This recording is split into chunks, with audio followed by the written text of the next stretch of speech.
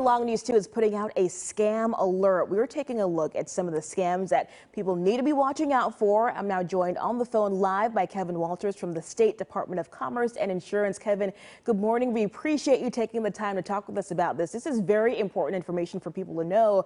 What are some of the most common scams, or what are the ones that are really on the state's radar right now?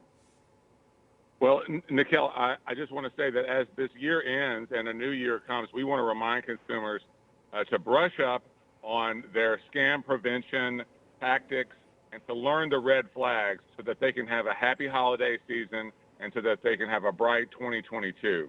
One of the most common scams that we see that sort of cut across all the different things that we do are when people are approached by a stranger who want to offer you a great deal on, let's pick a topic, roofing repair, a home remodel, a great used car, a great deal on a used car, or a limited time offer.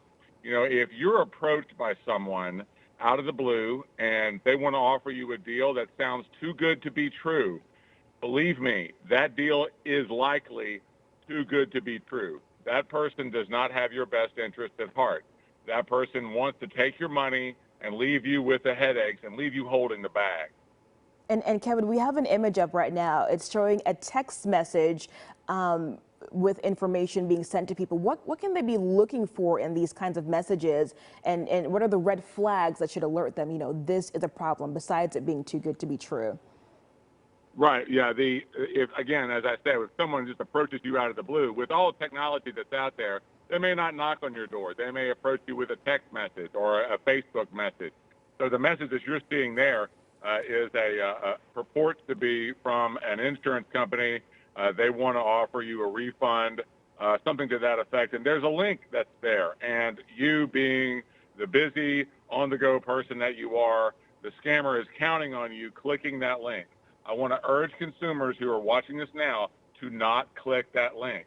That link is more than likely tied to ransomware. It's tied to malware.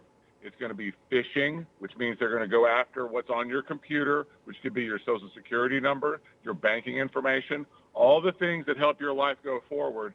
They're going to want to take, and you're going to be moving backward while the scammer moves forward. So as I say, if you were approached by someone, if you're texted by someone that's offering this, you're being approached by a scammer. You should report this to law enforcement or the FTC. Other scams that are like this came earlier this year from ATT and other corporations, and those corporations have said, and they're not doing this. This is a scam. And, if someone's approaching you about this in a non-traditional way, that's a red flag. If your insurance company, if it's like my insurance company, they're not approaching you with a text saying that there's a refund and we owe you money over an overcharge. That's not how, traditionally speaking, that's not how an insurance company is going to work. Right off the bat, you should know that's a red flag.